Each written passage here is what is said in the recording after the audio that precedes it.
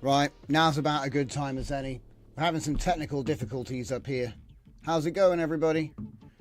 I'm in the black void, but it is real. It is real. Don't worry, it's real. So welcome back, everybody. Scuffed Epoch Live. I am Drift Johnson, and we're having some issues, as you can see. But I don't know, I think it's like a resolution thing. I think, yeah, for some reason it's changed the resolution on this one monitor.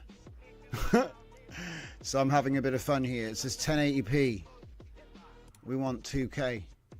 Hey, that's better-ish. Still looks a bit weird. I don't know. Something weird was going on. I turned everything on. One monitor didn't work, but I think we did it. So welcome back, everybody. It's 8 o'clock on the 10th of June. It would be a Tuesday. And today we're continuing our adventure from yesterday. Now, I did a whole bunch of stuff off screen, as usual. I guess we get the easy stuff out the way first. So, let's see. See, there's something still looks weird. Does it look blurry to you guys? It seems blurry on this screen to me. I don't know. This is something about it looks weird.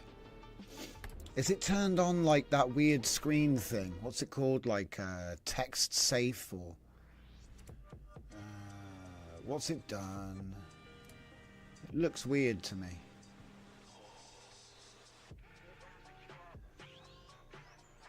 Maybe I turned the UI down? You can't. Alright. You know, I'm not really sure. It just looks weird. I'll figure it out. Now I'm putting the superstitions into everybody. So anyway... This is 5 Below 5. We're on the wrong website. We're Scuffed Epoch now. I was trying to get to my GitHub. So anyway, let's take a look at the first thing, which is Mortal Pong 0. Okay, now this could be the beginning of a brand new franchise, guys. Let's see, is it Claret or Cabaret mode or something? I don't know, it's some kind of like, the text looks funny. I know that Microsoft has got some strange option for text. Like, basically, the screen on the right doesn't look sharp like normal. The screen on the left looks sharp. The screen on the right still looks all low res. Do you think he's gaslighting me about when I said change the resolution? He didn't do it. It says 2K, apparently.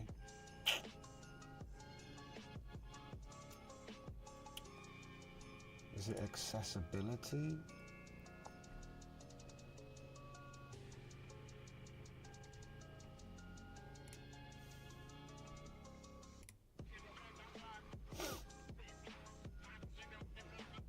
Oh, that's weird.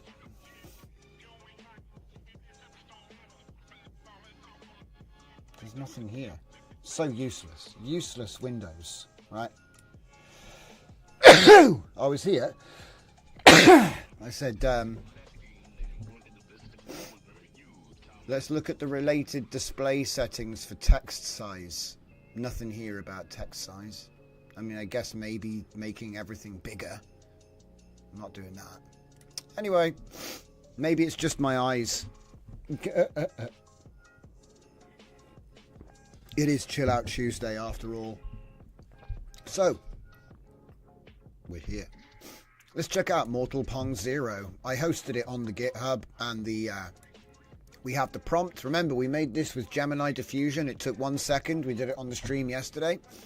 And then what I did was I wrote a sonnet plan, which basically turned it into like a crossover with Mortal Kombat. You can read that if you want. But let's show you the game. Obviously, there's no assets yet, okay? But look, we can pick the monk with the fireball. The graphics haven't been done, okay? We can pick the monk with the fireball, or the assassin with the arrow. But it's actually Pong. You block with the number 2 and you fire your ability with the number 1 and you have a health bar. Oh.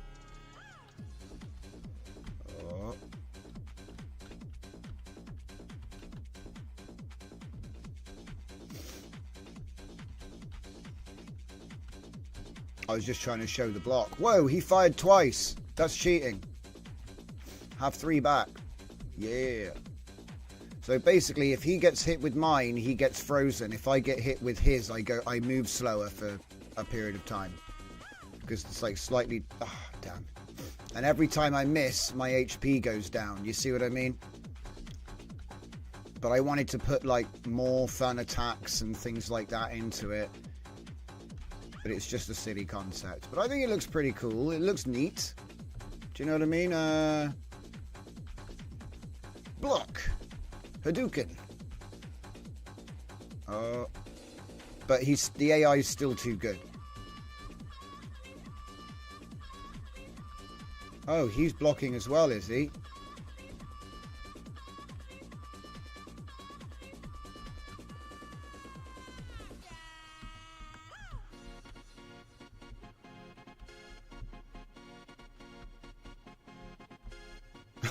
It's like multi-ball Pong. Anyway, the game is up. You can go and check it out.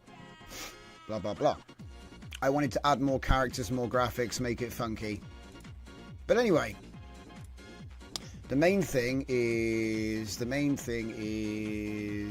Oh yeah, bot team. Don't worry. That's coming. I haven't built that yet. VEO3 Angel. That's the thing I've been doing the most work on. So let's download the latest version of that. Do I have it already installed? I have the thing and the thing, so no. So let's go into the thing. Oh, and nobody, you know what? No, see, I got thrown off by the technical problems. Hello, Furnicar, Battlecruiser operational. Hello, Dragon Diffusion. Battlecruiser depleted. Yeah, I got caught in traffic. Full Dive Media. I'm doing great, but I'm late. Hope you're doing great too. Maybe you're late too, I don't know. Dragon Diffusion's going on about stuff related to what I was already talking about. This is an actual game called Batty that was on the Spectrum. Oh really? So you either attacked brick walls or did Battle Pong, like I am. Battle Pong. I like it. Battle Pong. Yeah, that's actually a better name than Mortal Pong Bat or whatever the hell I called it. I don't even remember. But yeah, Breakout, the Breakout side scroller. Now there's the thing. So it's like Breakout, but you're moving slowly from left to right, and if you don't break all the stuff, you die. So it's just an infinite thing coming at you, and you just have to like go ping, ping, ping, ping. You have to just you got to make a way through. That'd be quite interesting. But that's not what we're doing. What we're doing is we're going to users. See, it looks blurry. The text looks blurry. It's not just me. If I literally just do that, everything's sharp. Something's scuffed with my monitor. Is there like an auto button?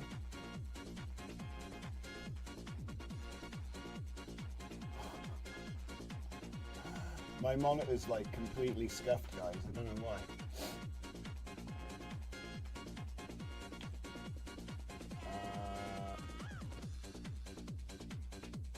It should be on automatic.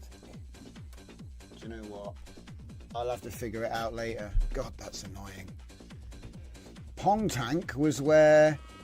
Pong Tank. Wow. Pong Tank, you're in a maze and you bounced your bombs off the walls to attach people deeper in the maze.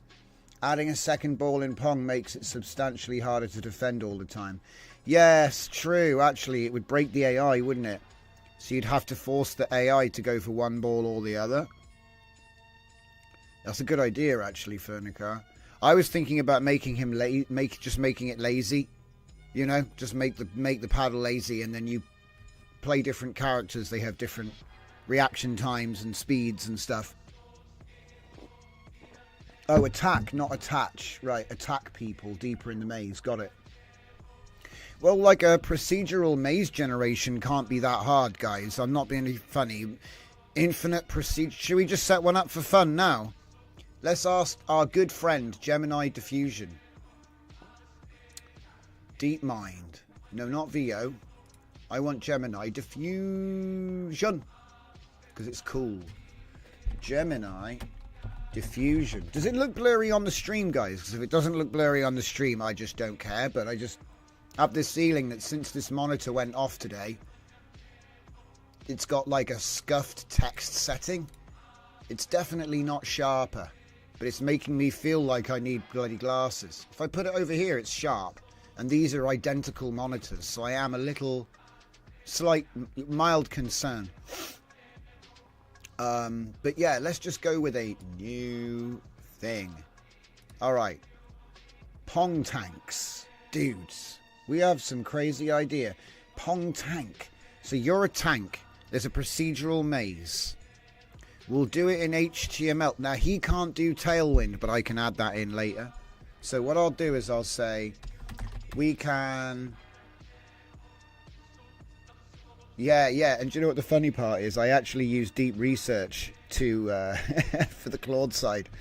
This will be fun. So we can plan the creation of a fully working version of a game which mixes elements of Pong, Arcadian, and Tank.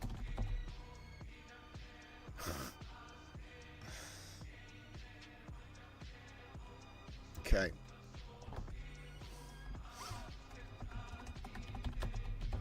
The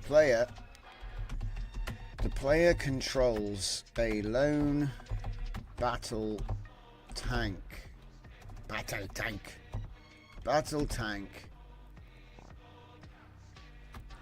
using W equals forward. Should I give it mouse aim? I don't know. No. So give it turret shoot with the mouse. Yeah. So lone battle tank, W forward, S reverse, A turn left, D turn right. Now obviously if this was an actual video game, we would actually use like an event or an action binding, and then you just put that with different keys, and that's how you support controllers and all these things. But we're going to keep it simple. Okay.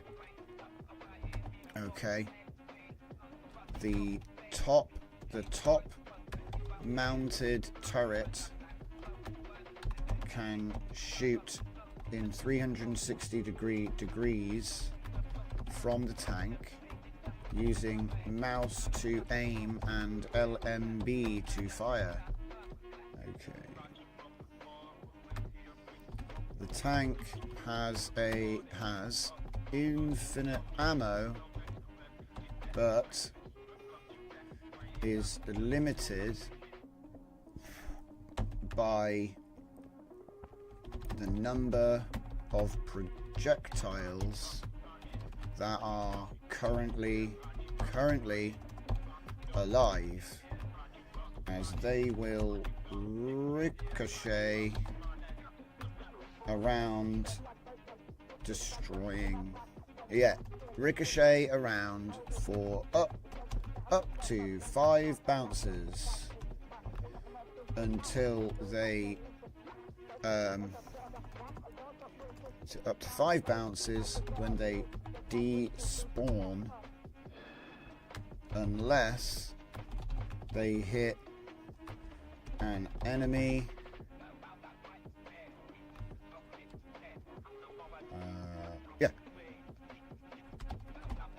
which causes instant despawn of the enemy and the projectile.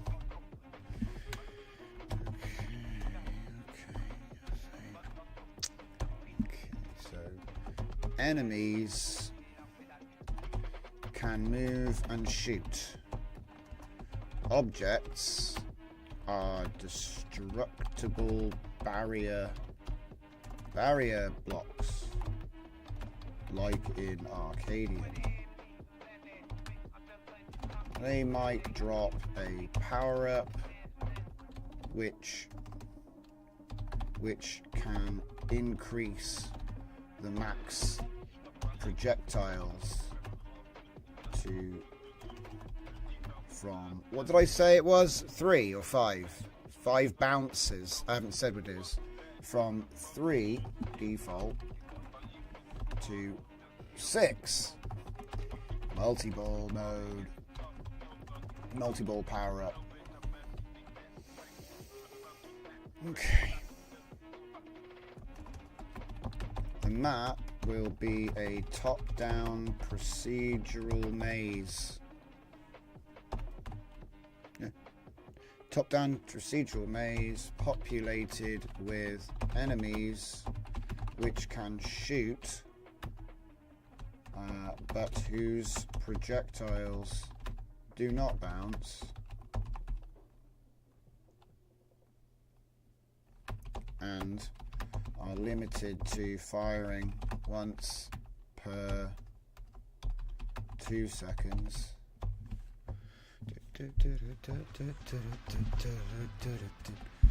We can build this app in HTML5.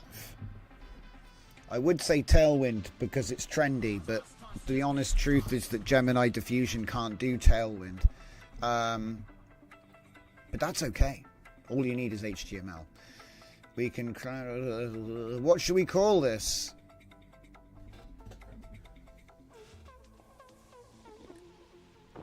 Archipong. You need bricks that can be never be destroyed and some that blast away. True. What was the name of that one game? Is it Chucky Egg? Where the entire game is just full of stuff that has to be broken. But that's a side-on, not a top-down.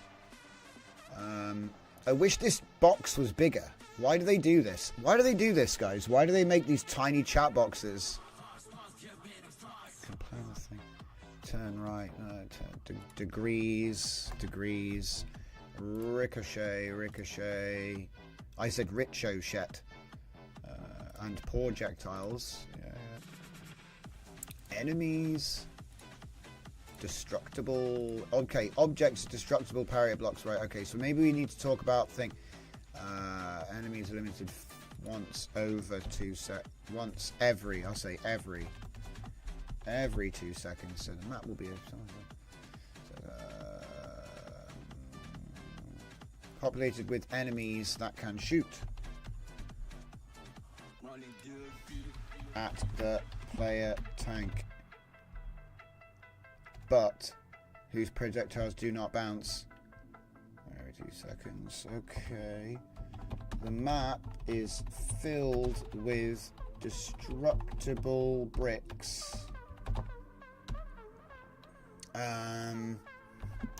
Arcadian. See, I need to give more references to the different games, so it's got more stuff to blend in. Top-down procedural maze. I'll just say tank. He'd be like, I don't know what this tank game is. I'm like, yeah, I made it up. Arcadian. What else would I say? Pong. Yeah, the weapon is like the pong ball. It fires the pong ball.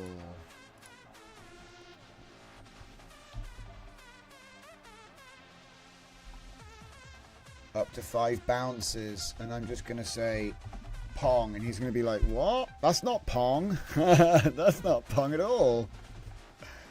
Okay.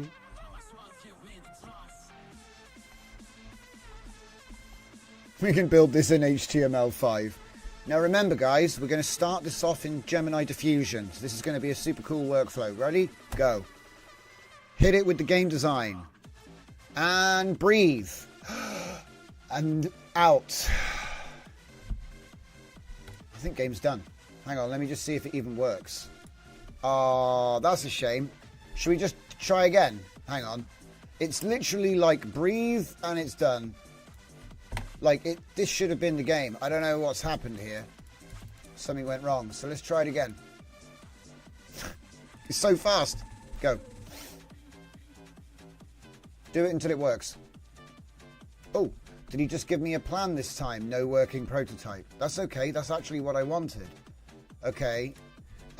Use the plan to build the first working version. We can. Go. Like, hold your breath. Oh, the game doesn't start. Have I, like, forgotten to give him some crucial piece of information? Hang on, I'll just say the game does not start. We can investigate. It's like, it's so fast. But it's also broken. So, like, he says reload the page. I can't reload the page. This is an image.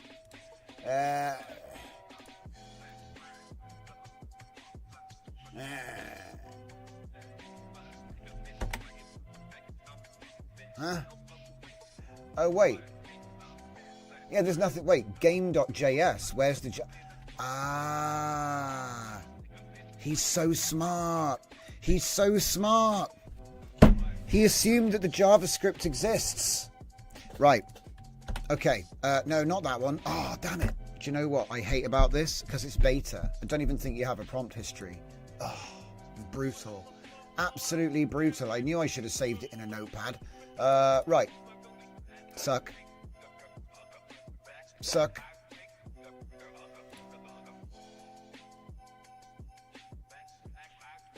Yeah, that sucks. Okay. Yeah, that was useless. Basically, he made like... Let me think about this. I know. So I'll do the same again. We can create a game. Do you know what? Where's my notepad? I'm doing it in Notepad. Useless bloody technology. I told you Notepad's the best. Docs me. Almost. Almost. Right. Here we are, guys. 2025 and I'm back in Notepad again. It's like they just keep pulling me back in because they keep doing these web interfaces with no history. I need to know what I typed. So anyway, yeah. We can plan the creation of a new game entirely written in HTML5/JS. Yes. The name of the game will be Tank Pong or Pong Tank. It's actually Pong Tank. Pong Tank 2. Because the first one, I don't know, we don't know what happened to the first one. Pong Tank 2. In this top-down game, the player will control a tank which is able to move with W/W. Yeah, let's do it again. W forward. S reverse. A turn left. D turn right.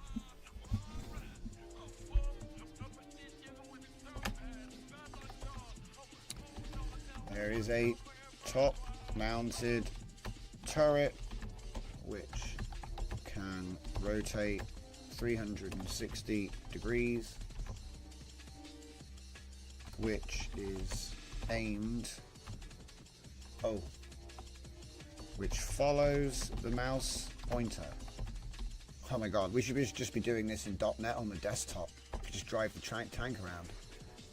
There is a top-mounted turret which can rotate through, it follows another and fires with LMB in the direction clicked. The tank projectile is styled after the ball in the classic arcade game Pong.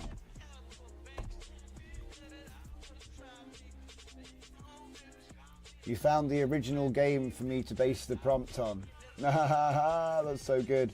You can request to make a game to a prompt and then change the prompt as you like. Yeah, that's true, actually. I was just thinking, like, one of the things that the tool I'm going to show in a bit, I've got a feeling that, well, at the moment it uses a system prompt, but it's just a file. You can change it. So at the moment it's a VEO3 prompt enhancer, but it could be so much more by changing the contents of those files and just...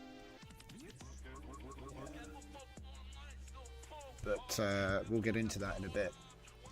I'm distracted by a cool side quest right now because it's Chill Out Tuesday. I hope you're all having a great time. I hope you've got yourself some hydration.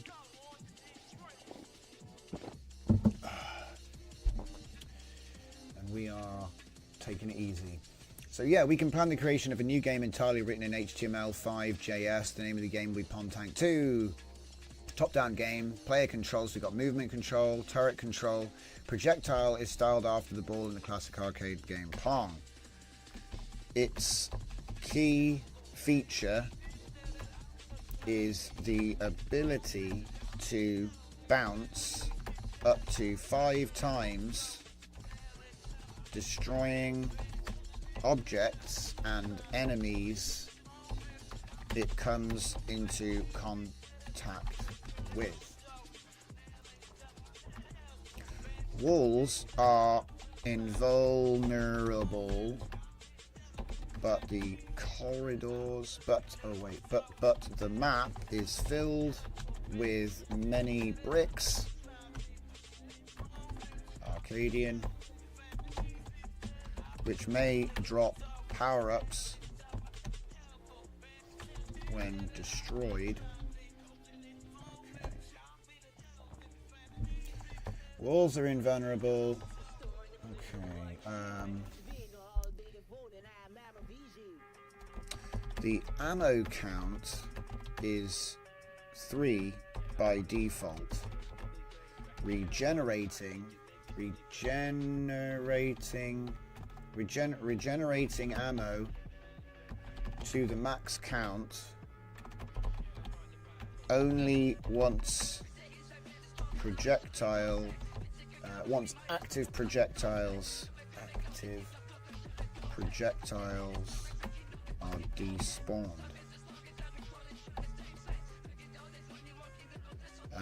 Yeah. After reaching max bounce count. It's a bit of a, I think that's a bit more elegant way of saying what we wanted to say. So you get 3 ammo, because then what you can do is you can do stuff like have a power-up that increases the ammo count temporarily. Now there's 6 balls. You know what I mean? So there's little bits and pieces you can do there. Okay, so we haven't said anything about enemies. Okay, so enemies can move and shoot, but at half the speed of the player tank. They also shoot at the last known player location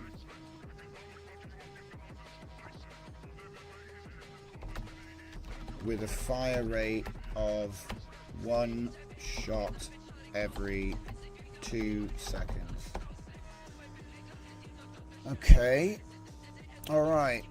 The game world takes the form of an abstract but detailed industrial procedural maze of corridors and rooms.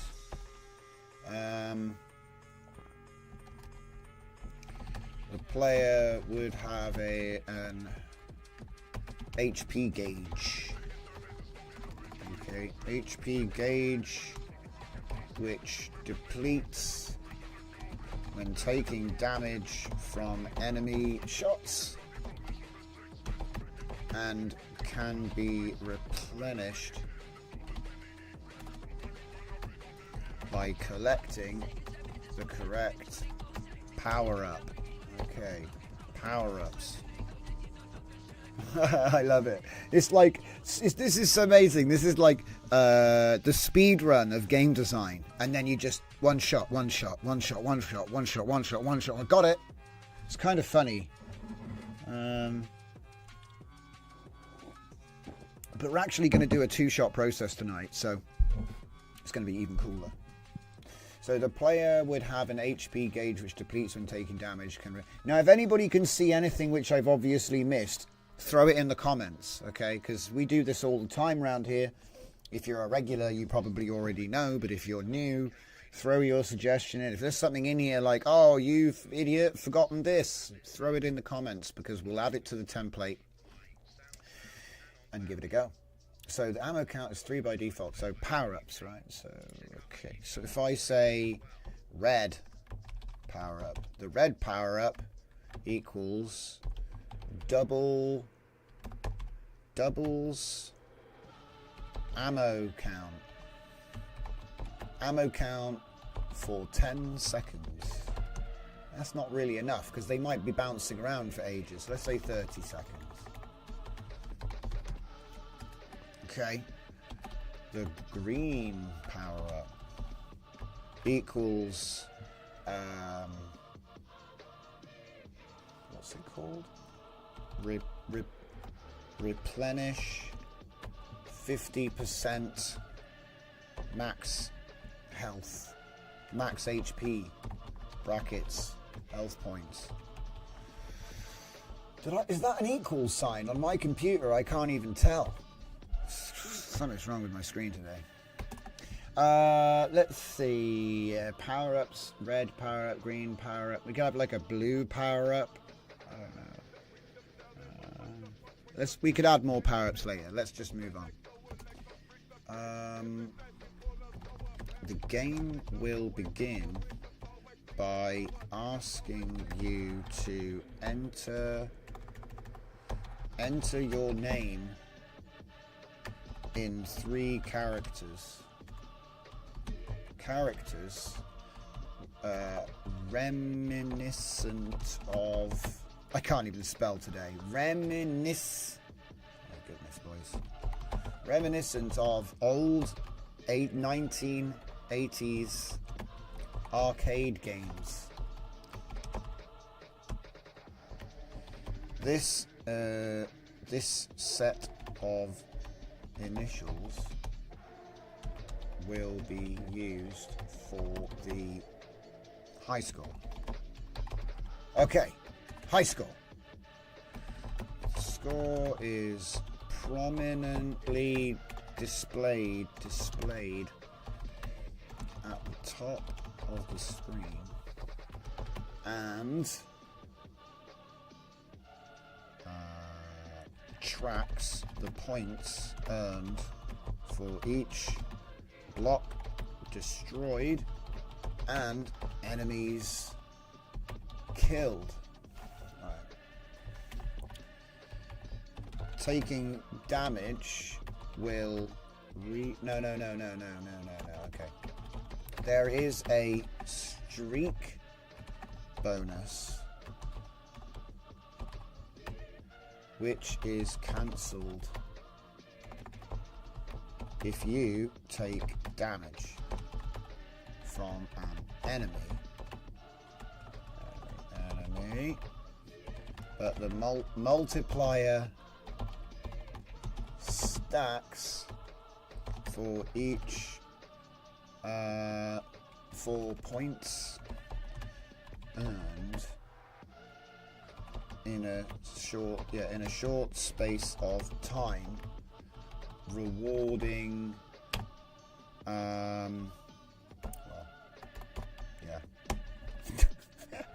basically you could be more precise, but it's like, do I really want to like spoon feed the thing with the thing? Now at the moment all I've done is game design, so what I'm gonna say is we can create documentation to hand off to the development team named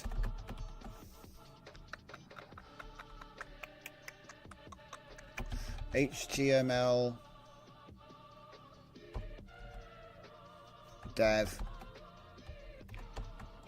handoff.md to fully inform them with all of the required code and instructions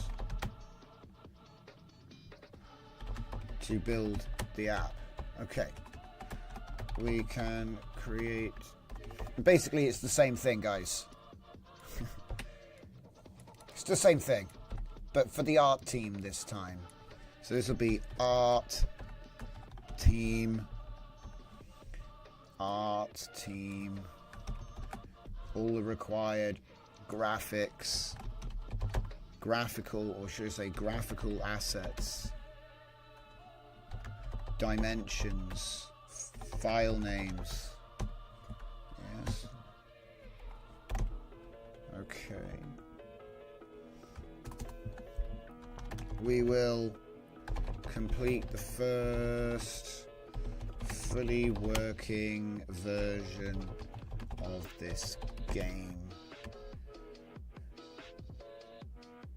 as HTML named what was it? Pong Tank. No, we'll call it index, yeah. Index.html. Copy all that, chuck it in here, and give it the diffusion.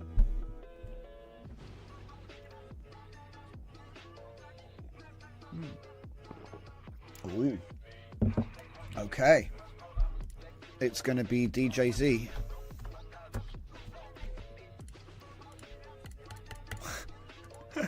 I was getting far too excited, but don't worry, like I said, this is the beginning. So remember, we wanted him to make us a whole bunch of stuff. So he hasn't actually done everything I asked of him, but that's okay. He was so quick.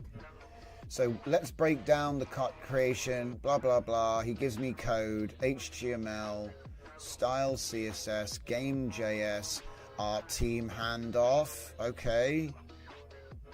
Yeah, but hang on. Aha. Okay, I think the proceed trick is going to get us.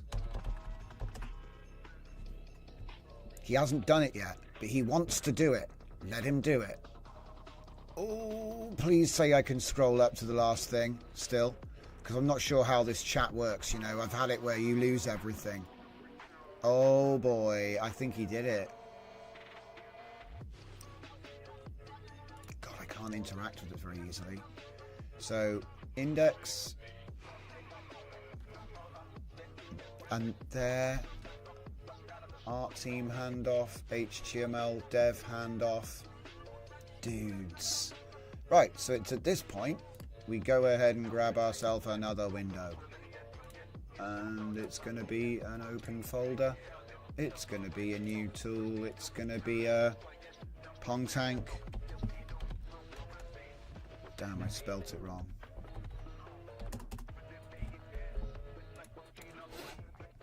Okay.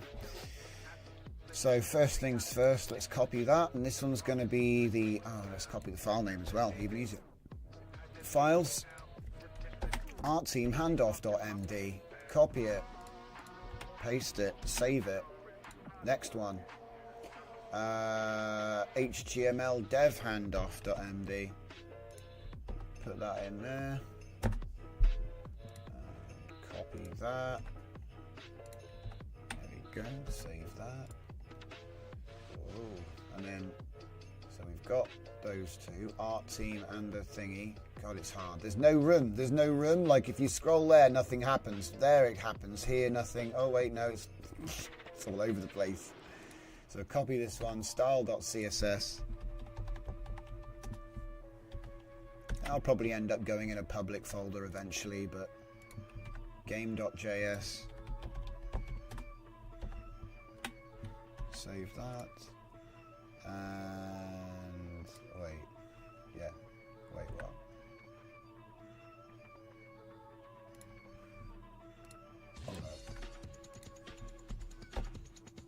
that's correct. For a second there, I thought I'd like got my buffs, my copies and my pastes mixed up. So the next step would be to create graphical assets described in Art Team handoff and then replace the CTX fill rectangle calls in Game.js with draw image calls. Ta-da! So this is going to be like a more advanced way of adding in graphics. I'd love to see if we can get some like more high quality stuff going on there, but you know, like I said, now because we just made this, and like I said, this now we can do step 2, which is to actually make it. I've just noticed though, where's the index.html? Ah, there it is. I didn't get the index.html. Doit. It's not the move, guys. Okay. So, like I said, I think this is just a front end. I don't think this was ever going to work. Yeah, it's just a front end. That's a shame. I think it should work though. Right, but anyway. This is what I want to do. Because obviously this one is what I do, right? But just for the fun of it, let's just modify it slightly. And say...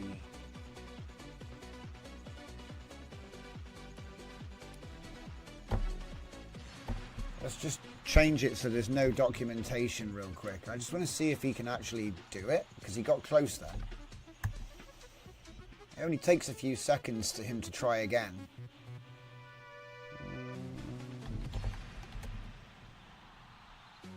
Sometimes the proceed trick will make him actually do it. It's not really a trick, it's like typing continue, but... I don't think he can actually access the JavaScript. I think that's the issue. See, we're spoiled with some of the interfaces we use. The handoff trick. The handoff trick works amazingly because they've been trained to work with lots of different agents. If you tell him, I want you to, you know, make a bunch of reports, you can actually feed the reports directly back to him again. So if we take a look at the art team report here, look, it's telling me the name of the file, how big it needs to be, what color it needs to be, what it is. Obviously, we can't feed this, but we could generate these images and then make them to spec. There's actually not even that many images here. What, 1, 2, 3, 4, 5, 6, 7, 8. There's 8 images here, guys. Do you know what I mean? We can't generate 8 images. It's only got to be 40 by 30. I might even just get pixel out and just paint it myself, you know. I've been slowly watching the tutorials again to get back up to speed with it. I'd forgotten half the features, so I just have to learn it again from scratch. But if you look at the HTML handoff, it actually does explain what everything is, what everything does. And so, as I say, now we've got this here, right? I'm going to show you the next trick which I come up with. So you use whatever LLM you want to do the first part, which gives you the code, the working code, and there's actually an even better way of doing this, which I'll show you in a second with Sonnet. In fact, let's just do that straight away, because we've got the same prompt, right? Same prompt. We're going to go over to Claude. Now you can do any deep research, any deep research thing. So put the exact same prompt in. Okay. I was like, use deep research. Oh, wait, hang on. Did I change the plan to get... Hang on. Back. There we go. It's that one I went. The one which says make the documents and stuff. So use deep research to look for the best logic to use in this project. The plan is pasted. I mean, there it is. So he's not... So this is great, right? This will be a 2.0, so we'll come back to this and we'll go back to what we were doing. But just know that, just watch what it does and you'll see what I mean. So it's not just going to do my prompt. He's going to go and search online and look for cool blogs and indie tutorials. Okay? And like I said, this is kind of why the handoff trick is so nice, because you can tell him to do this. The handoff documents will be supreme. and then I can give that to a VS Code project, say execute the plan, and then he'll just make it. That's how I get the one shot now, because the plans have been like pre-planned and checked, and you know, he's not even showing me what he's doing. Show me what you're doing.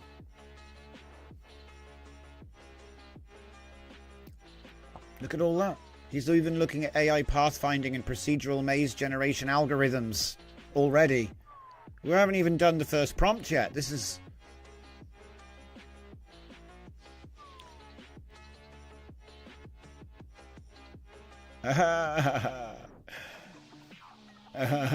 This is a breadth first query.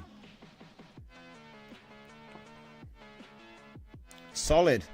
It's solid. So yeah, the handoff trick works really well. If you don't know what I mean by that, look, check it out. There we go. 87 sources. Just watch that number go up, guys. 15 Stack Overflows, 13 GitHubs, 11 Stack Exchanges, 14 Mozillas, 29 GitHubs now. We're up to 154. Seriously, this is, you can't beat this. Look, I used to pride myself in the fact that I would like be resourceful. I'd go around on GitHub and I'd find, you know, cool pip packages and cool, you know, community resources and whatever. And I used to think I was doing a good job. And then this came along and I was like, wait a minute, there's like hundreds and hundreds. Like imagine if I sat down and gave 1 minute to each of those links. First I got to find it, then I got to read it. It's not possible. You can't compete with this. It's just... This is like the next level, if you ask me. But it's turning it into something actionable. So what I do is I pretend like I'm in a big corporate team. And I say, well, I need to write a report for the art team. And that's just going to have art direction in it. And then we'll use that to replace the graphics. And that applies to HTML design, app design, game design. It applies to everything. And then if you were to say like, oh, the code, yeah? I say, hold off on doing the coding now, mate. Just write me a really good plan for my web dev, and that makes it easily portable to whatever you actually use. Because you might be like, I don't really want to use the chat to do that. I want to take that into an IDE, and so like VS Code or Cursor or whatever it is you use. Or Hypership, because we're going to be going back to Hypership soon. I'm cooking up my second project. A-star pathfinding. Yeah, of course, of course. Object pooling for HTML5. Reduce garbage collection overhead by 60 to 80%. Look at it go. It's at 398 sources and counting. Insane. And you'll keep going for like, I think 4 or 5 minutes is usually. But let's go back to what the other thing we were doing was, because we were already cooking. So over here, what I would do is I would say, read the HTML dev handoff, which concerns the index.html, right? And then I'd be like, execute the plan. Execute the plan. Create the first fully working version, right? That's what I would try to do. But I've got no idea, because there's supposed to be a procedural maze, and I don't even think that's in here. I don't even think that this even is going to work. And we are trying to one-shot an entire game. So it's kind of funny. A lot of links are outdated. So I'd have to search for the current one. How will you know it's outdated? Yep. The thing about the LLM is it doesn't care. It's all just data. But yeah, like I said, the art team handoff is nice because it means we can just use procedural generative graphics and then replace them and then be like, I've put all the images in this folder. They're all correctly named. Please update the code. And he'll be like, blah, blah, blah. And now you've got your graphics in the game, which is kind of nice. Obviously, you have to make them, but luckily the animation in this is like, there isn't any. It's just images. There's no animation. So it's like one thing, one frame. It's going to be tanks and enemy tanks. So maybe we'll have a go at that in a bit. I don't know. I've got other things I want to show you tonight, to be honest. But yeah, like I say, let me create I love it. We didn't even make it, and we're already on Pong Tank 3. How did that happen? I don't even know. The development's just ridiculous. Development speed's insane. Okay.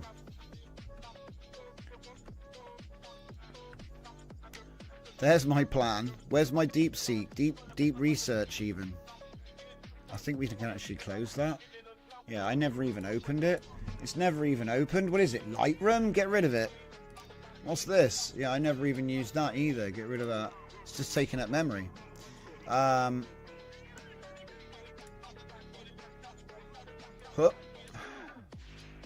Huh. Oh my gosh, he's still working on it, guys.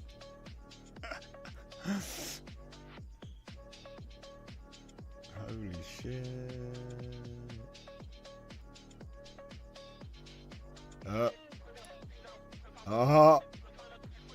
What? Pathfinding, 10 results. Procedural maze generation, 10 results. Tank game AI behavior and targeting, 10 results. Java. Okay, I think this is becoming ambitious now, right? Oh my god, that's a lot of big words. Okay. Download that one. And then it goes in the Pong Tank hole. So what do we call this one? We call this one... Man, that's a silly long name for a file.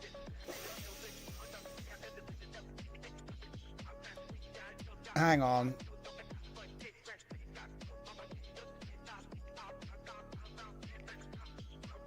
Yeah. Okay, cool.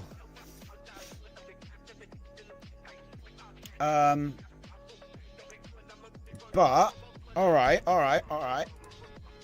Now we can carry on and complete the task using the information obtained from the search. I don't want to say it again in case he does it again, you know.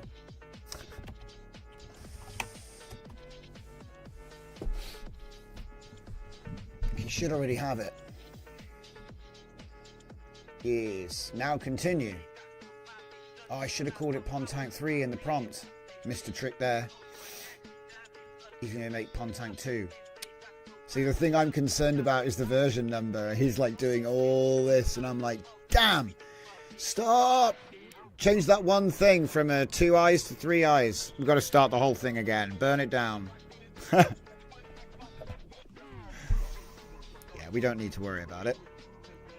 So it's clearly actually doing it now. It's just a case of getting it to the point, because I find that he gets stuck in planning mode sometimes. But I don't want him to do too much, because if we're being real, it's going to be more than an HTML page, right?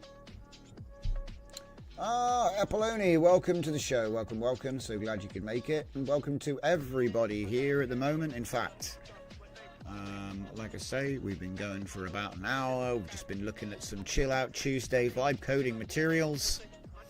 Someone in the chat, probably Dragon, said something about Pong Tank. And so now we're sort of like in side quest zone. But look at that. See, there you go. Look, there's the file structure, right? But I don't really want that now. I want that in a minute, because it's a pain in the butt to get all those files off the chat and all this. And you know, I'd rather make the plan that tells him to do all of that and then have that in VS Code. So that's what we're going to do. Obviously, the art team handoff document is amazing, because look, it's just giving me like a shopping list of things I need to make in pixel art. It's a joy. He's just giving me a shopping list. These are all the things I'm going to need. So the graphics are going to be terrible at first, probably. But you can make your own pixel art. Look at all that. It's really going for it. Man, before we had like 5 images. Muzzle flash. Smoke puff. This is getting really good. This is getting really good. I bet it won't work. Like it looks really good. It doesn't work. So we still don't have animated sprites, but we have lots of sprites now. Oh wait, no, frame numbers we do. I think we managed to get animations. Okay, so he's done the new dev handoff and then the art team handoff. Because remember, we did the first plan with Gemini Diffusion. It took like 1 second. So we're like stepping up the brake horsepower. So now he's going to create the fully working version. Oh boy, here we go.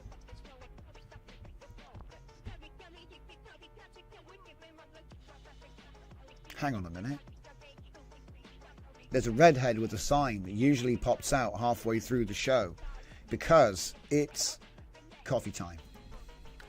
But I'm not going nowhere. I've just got to go to the other side of the room.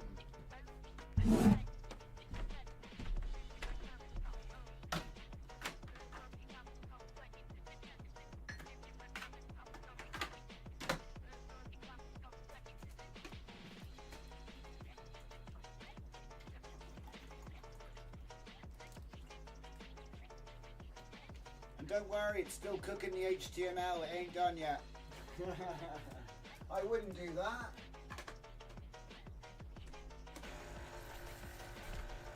Yeah, it's still cooking.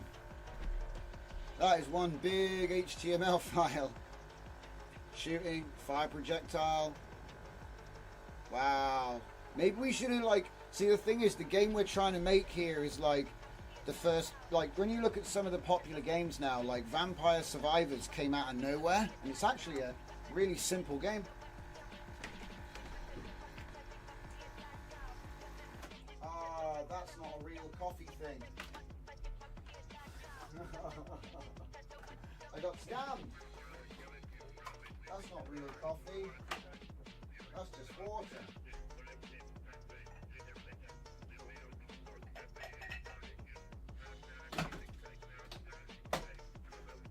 Scammed.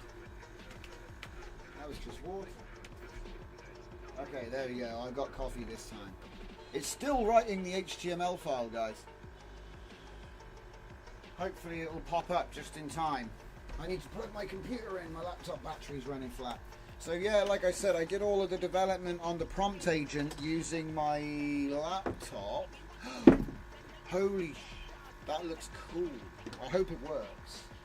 Hang on, it's ready. I'm just grabbing my coffee and we can check it out. It just literally finished while I was messing around.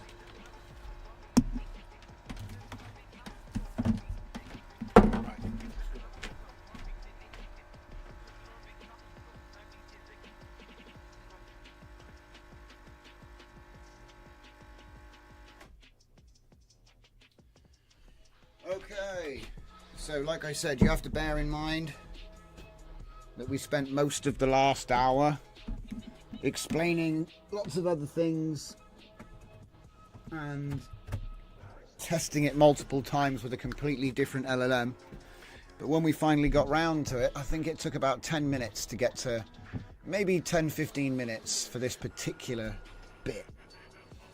So we're back. There it is, guys. It's right behind me. Pong Tank 2, which is actually going to be Pong Tank 3 by the time we're done with it. But this is the bit that we got out of our thing.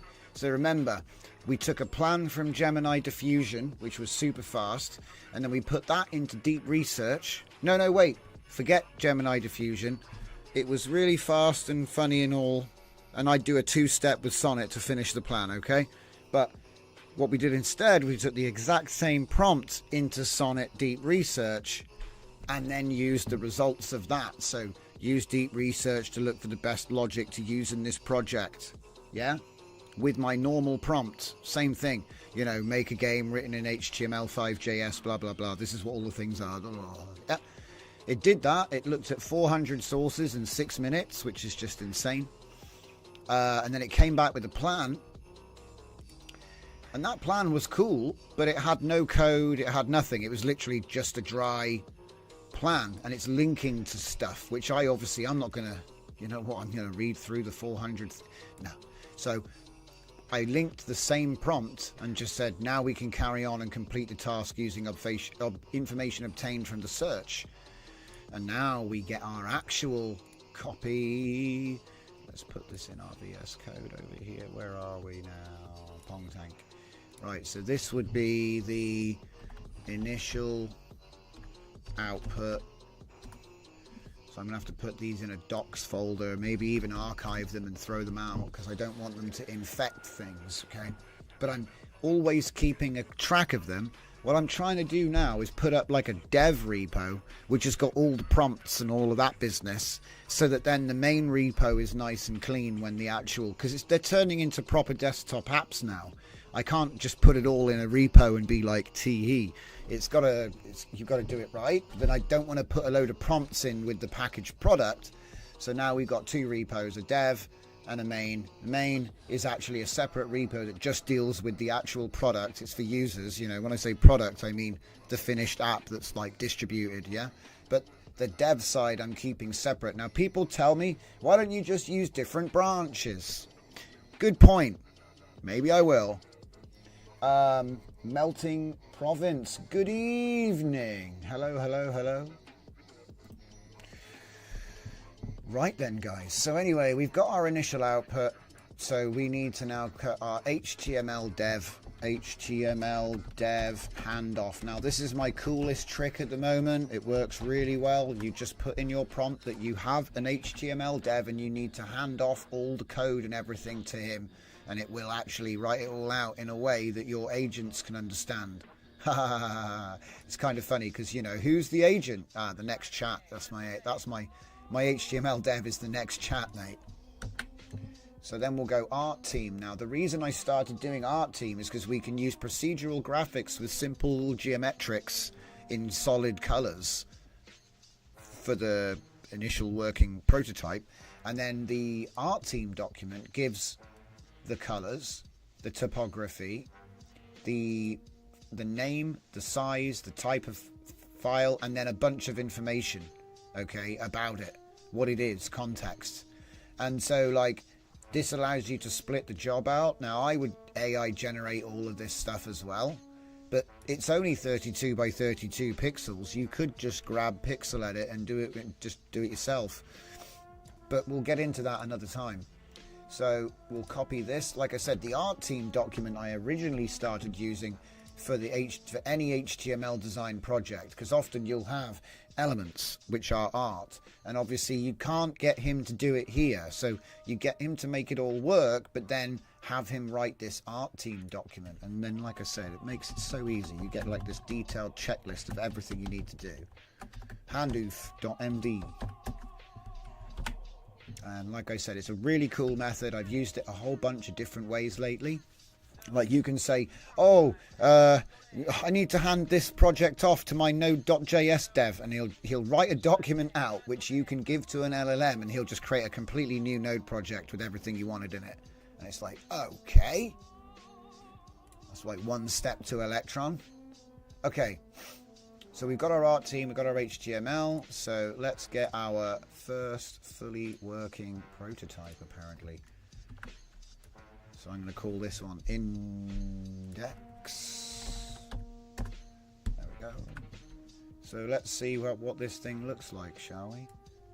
It's a D. Can I even change these? Oh, use arrow keys. Okay. Oh, that is very classic. That is very classic. Oh, sheesh. Even go back for the Z. So use WAS to move, mouse to aim, left click to shoot, projectiles bounce 5 times, press enter. Oh my goodness me. Whoa. Whoa, okay. Okay, we've got problems. I'm off. It's the speed, the turning speed is like jacked. Whoa. No, okay. Maybe I can like... Maybe I can just drift. Oh shit, I took damage, run away. This steering is cooked. Fire! Oh shit. What? The bullets bounced off each other. What? Oh no, I've got to wait for them to die. Yeah, they need a time to live as well, don't they? But, oh my I'm gonna eat it, guys. Oh, game over. F5.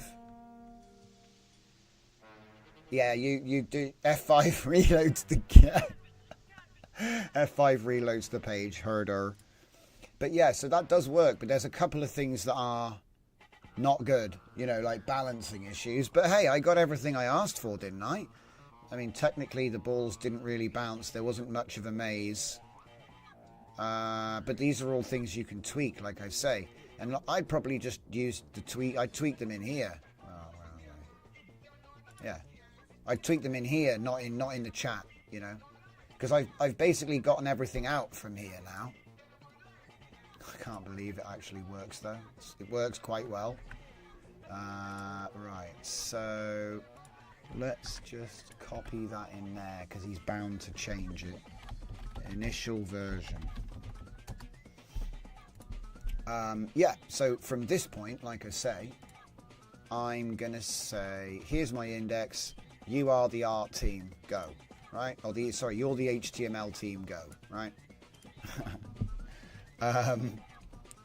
And then we can think about like changing bits and pieces and stuff when we've got like actual control over it, because the problem is it's really quite hard to get rid of the art team. So there we go. We've got the two things that we're dealing with.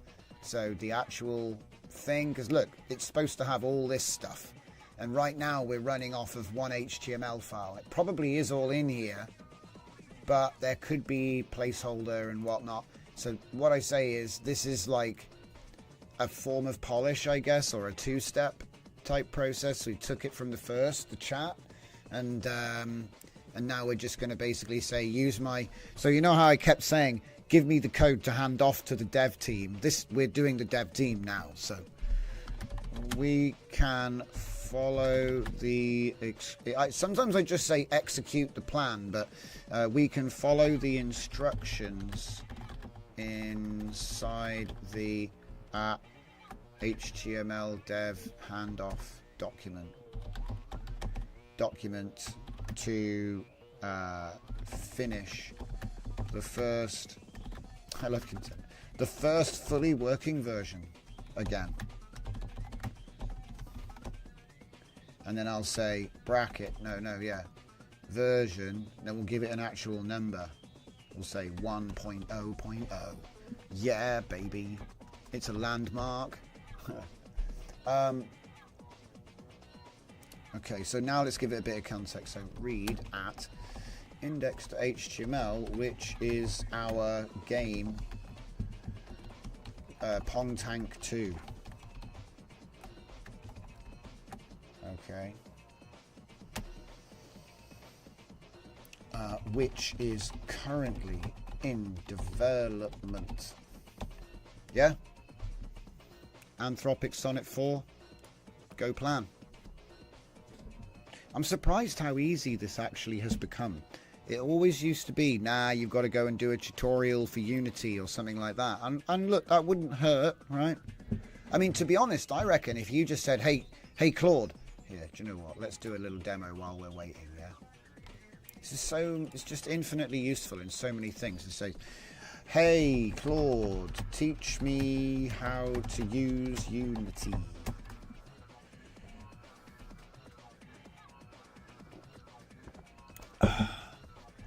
I've never used Unity. Let's see, I'm an Unreal guy. I don't have a problem with Unity. I just, you know, I know what I know. I'm sure I'd have great time with it if I learned it. So let's see. Scenes, hierarchy, basic workflow, first steps. Are you thinking about 2D games, 3D games? Do you have a game? See, he's going to be my little. So yeah, I don't need to go any further. You can totally just ask him to teach you how to do it if you want. Came up yesterday on the stream, I was like, oh, it's a good idea to do a very basic introductory programming course. And then someone said, you could just get the LLM to do that. And I was like, yeah, but yeah, to be fair. Yeah. I just worry that perhaps it might miss something. That's all. Because sometimes LLMs are limited by what you ask them to do. And when you're talking about stuff you don't know how to do, you don't even know how to ask yet. So it's like, how would you know how to ask the thing you didn't know? it turns into a stupid loop. So this is why I would like, you know, fundamentals we're talking here. So like, what's a loop? You know? What's an if statement? Basics. I'm not talking about, you know, oh, you've got to do a 3-year course. I'm not saying that at all. Can we red team Gemini? No, because I don't red team on live stream. I'm a good boy. My channel's in good standing or whatever, allegedly, somehow. Are there any specific... This is education, do you know what I mean? I'm science. I'm a researcher. We do education around here. So, yeah. Like I said, if you ever see anything red team on stream, it's because, I don't know, it's not intentional. I would, yeah. He has security protocols, though, if that's what you're asking. Can we red team in the background? Yeah, you can red team in the background. I'm the orange team now. So anyway, performance targets. Current version runs well. Should we implement object pooling from the handoff? Right, okay. Are there any bugs? Right, okay, so 1. Player turning rate is far too strong. This should be relaxed. Okay, so that was the first thing. Projectiles need a time to live. Need a time to live. Parameter in order that they are still despawned in the case where they do not bounce. On this point, the maps were too open with not enough walls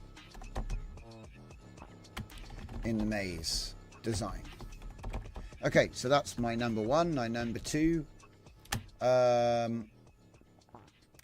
performance targets.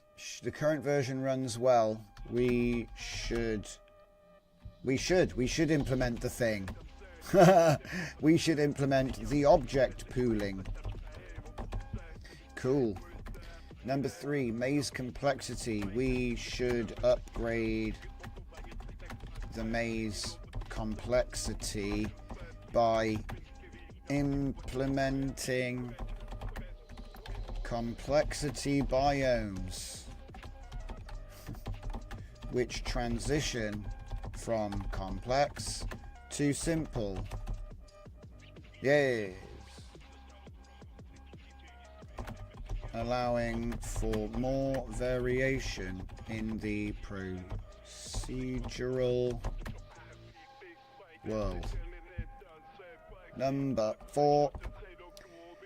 Handoff suggests splitting from monolithic into organized modules. Yes, we should split into organized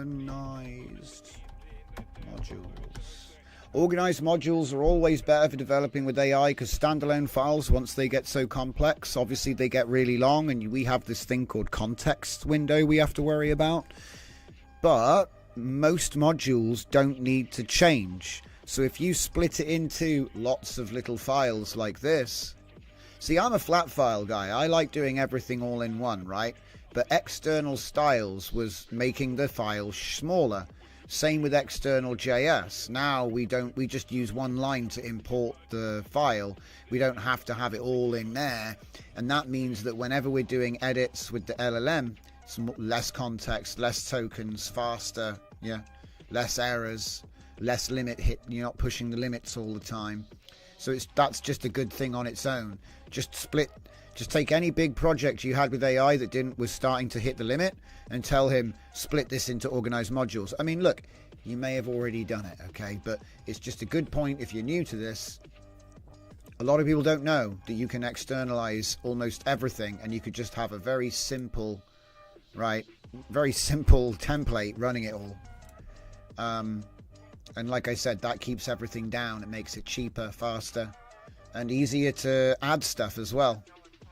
Because you only need to change like one line in engine or add a new JS in systems. Look at that. We're going to have sound effects. Cool. Yes. Okay. Yes, this is a priority. Go. And then we'll have a go at my my latest tool, which is kind of cool because it's a desktop Windows UI. It's a prompt enhancer for VEO3, but it allows you to customize it with your own prompt lists, and you can actually change the system prompt, which is what makes it the VEO3 Angel. Because we made a special video prompt enhancer using all of the documentation provided by the VEO team. So, and then the prompts are all put together from a bunch of the best ones I could find from like leading members in the community. So they've all, the prompts I got were all, they had good videos attached to them. Do you know what I mean? They weren't just like generated or random. They were actually tried and tested and showcased. They're all showcase prompts, right?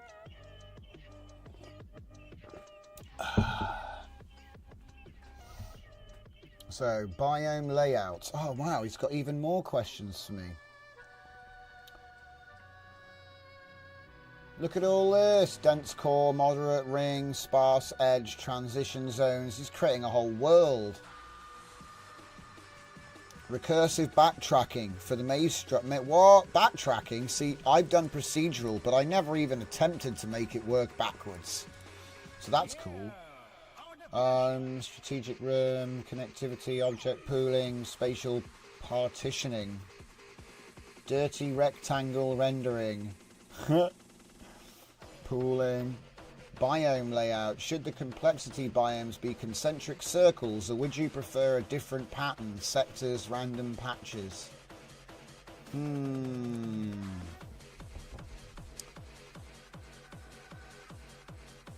Let's do random, wait, no, let's do sectors, yeah, sectors.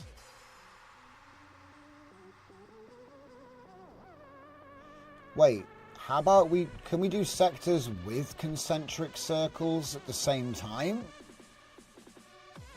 I'm just going to do sectors. I don't even know. Performance target, 60 FPS. It's not like a big game here, so. Backwards compatibility. Should we maintain the same game balance or adjust as... Oh my goodness. Adjust as needed. Give him the freedom.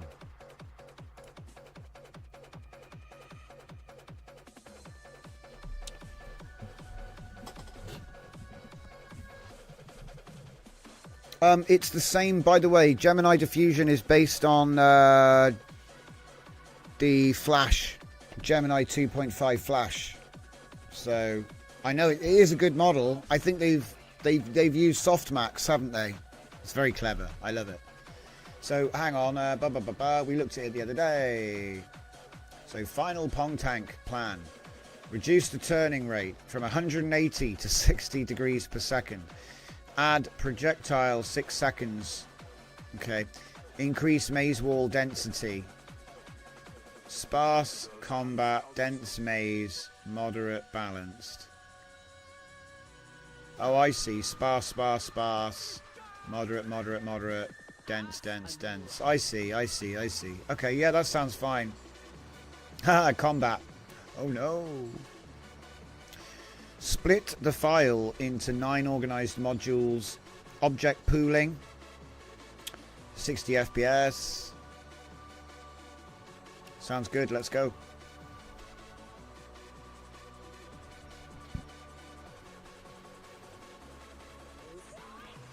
Now I can implement Pong Tank 2 1.0. Right, watch. Okay, ready? Fail. First command. Straight out the gate. Yeah, just make one at a time, Claude. Make one at a time. Wait for it. He'll stack again. No, let's see. Okay, one folder. Yeah, good. Good, you're learning. Good. Ah. Wait, how did he do it that time? How did he do it that time? Usually it says you can't have and. Whatever. He figured it out, guys. He figured it out. That's funny. Here we go. Here we go. Here we go. With the styles.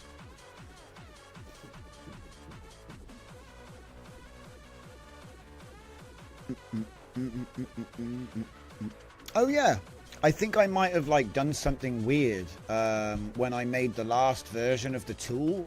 I don't know how, but when I downloaded it, it seemed like it only starts in browser mode, which is weird. I'm not sure quite what's going on with that.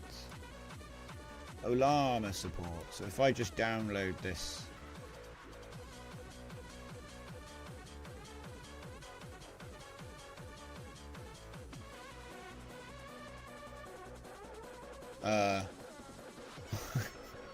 It's like it downloads it in 3 seconds and then Windows has just sat there for ages like, maybe.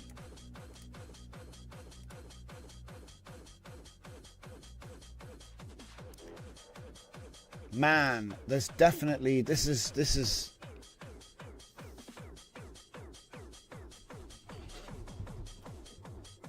HDMI DP. There's gotta be like a setting or something which has gone wrong. Low input lag. Wait a minute.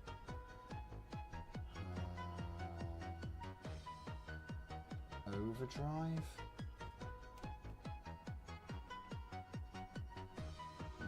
No, it's not that. Low input lag? No. No. It's like it's running on like something. Ah, wait a minute. Resolution. Hang on. But how do you even... You can't even change that. Okay, so my 2K monitor is stuck in 1080p. I think we figured out what's going on.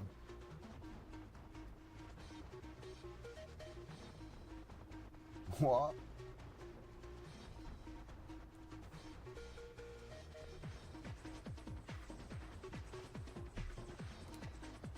I'll leave it on that so you can at least see something interesting. What the hell? So yeah, my monitor's like wigged out on me today. I turned on the computer today and the monitor was like not working, and I don't know, one of them is like sharp and the other one is blurring. It's weird. I'm convinced that something's gone wonky with Windows today. Because I have to unplug and plug back in my HDMIs like every day. Because when I remote control into the machine, I can't be looking at 3 screens, can I?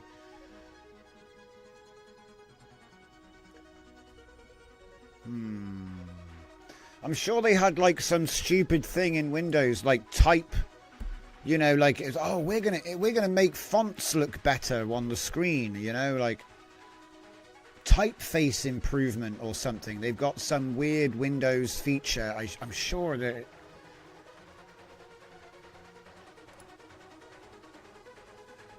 it's like some, and then it's got like, oh, God knows where they hid that away. Stupid. Anyway.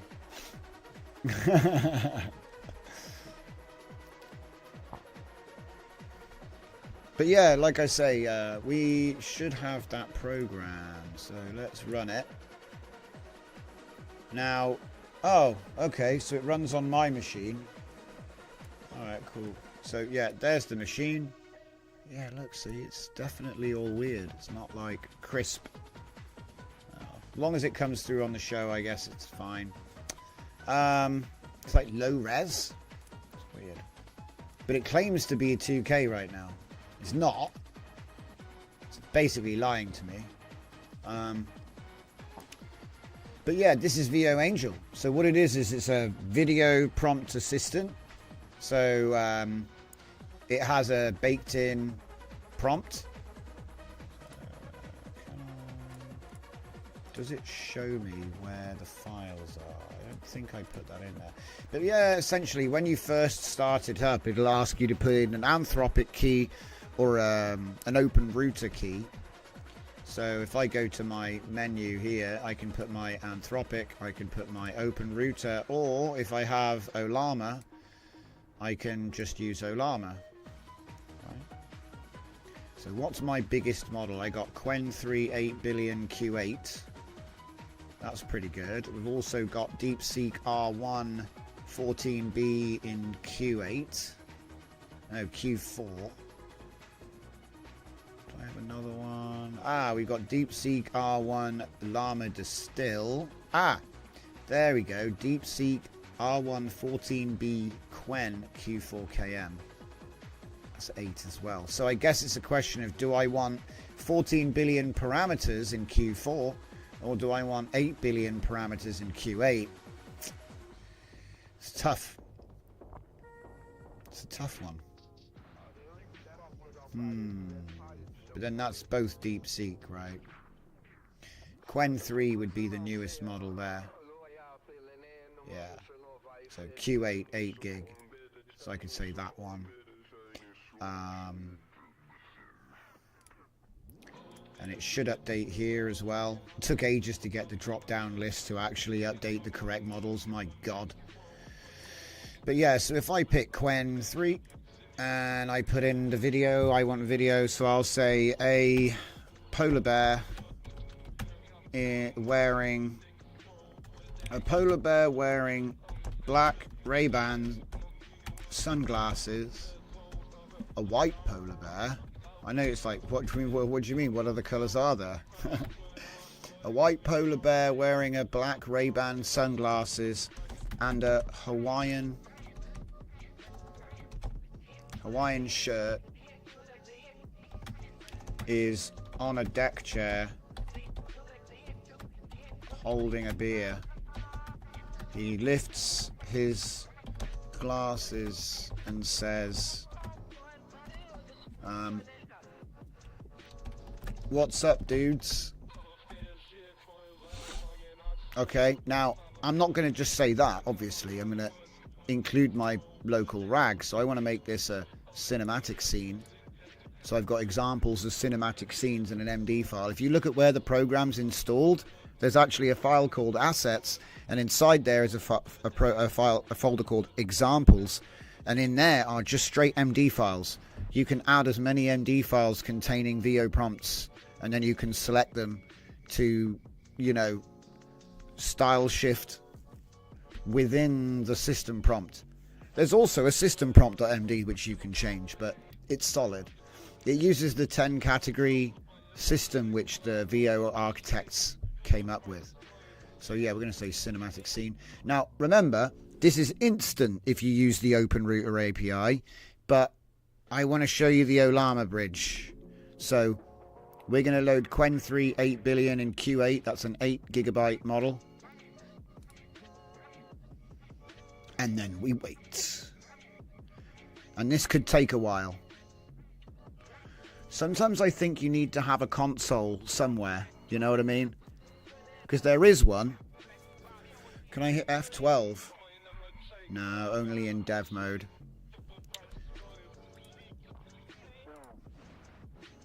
And there's a couple of things this does as well.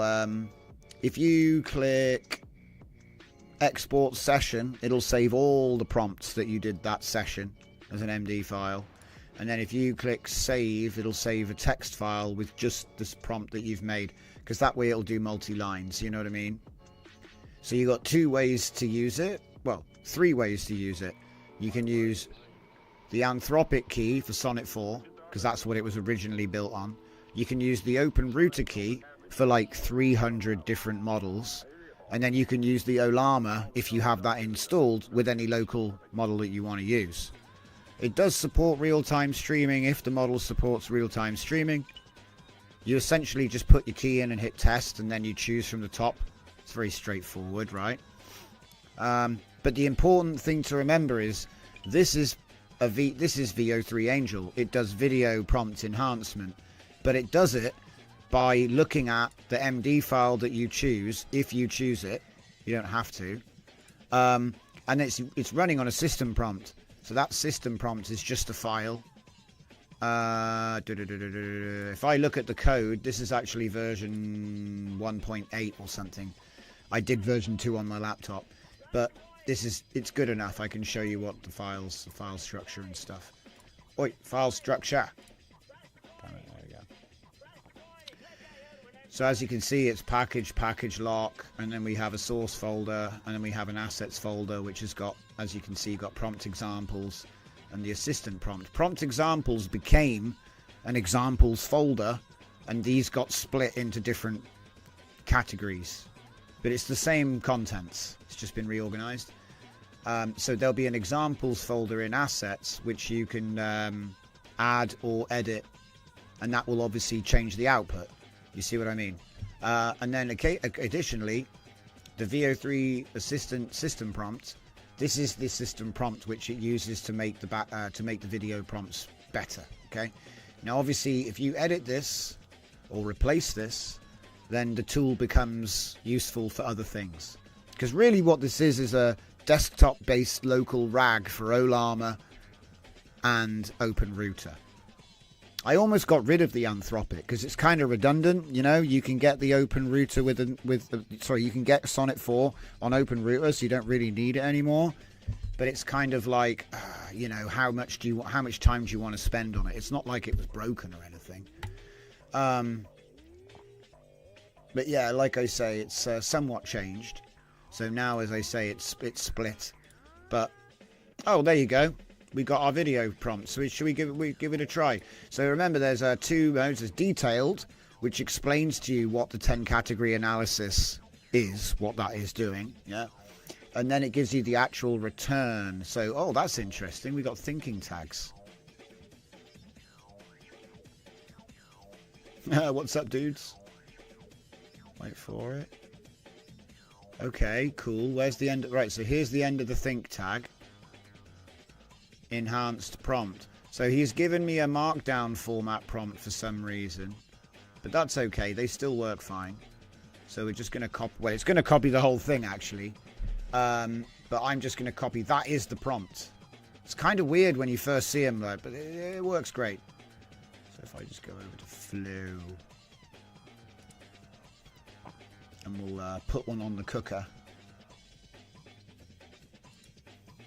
It always opens up to that one. Alright, so I'm just going to chop off all of the thinking and it commenting on how great a job it did. Which it always does. And obviously it telling it, oh, this is a prompt. This is me thinking about it. It's nice that you can see that, though. You don't get any of that stuff from Cloud. So that's my prompt. All right. Oh, that's VEO2. I got scammed. Hold up. I forgot to hit the VEO3 button. There we go. That's what I'm paying for. Damn it. Right. So yeah, like I say, I know this just looks like a video. This is funny, right? It's just a video prompt enhancer, but the way I've made it is modular. So this is another boilerplate thingy. You can fork it. Because think about it. If I replace the VEO3 Angel prompt with a stocks and shares analysis agent system prompt, and then I changed the prompt MD file for like a bunch of financial research data, now it is an OLAMA and OpenRouter powered. So, well, yeah, open. You see what I mean? It's like, what was the system prompt? If you change that MD file to something else, and then you change the examples to something else, VEO3 Angel becomes something else. But it's fully working with local, and it's fully working with OpenRouter. That's like 300 models. I don't actually. That's a boilerplate. I don't think there's no key. Yeah, I haven't put my key in. I wanted to show you, you know. So it doesn't even, like, I built it because when I first built it, it could only be used with Anthropic, and I was like, that's a bit lame. You can only use it with one model, you know, one provider. So we used OpenRouter. So there's, once you put your key in and hit refresh, there's over 300 models in here. I'm tempted just to grab a key to show you real quick. Yeah, let's do it. Let's do it. It won't even take 2 seconds.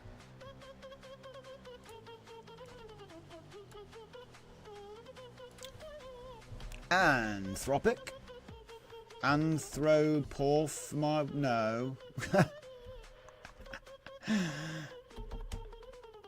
Oh my god, Google's like brain dead today. What's going on? You can't even do it. There you go. You got it first time. It's weird. It was giving me anthropomorphic chicken or something. What the hell? I've never even... That's something even I haven't prompted before. But yeah, we're going to call this Desktop Angel V2. Because I'll probably mutate this app into completely different use cases now. Oh, look, we got our first one. Let's have a look. What's up, dudes? He can't talk, though. It's pretty good.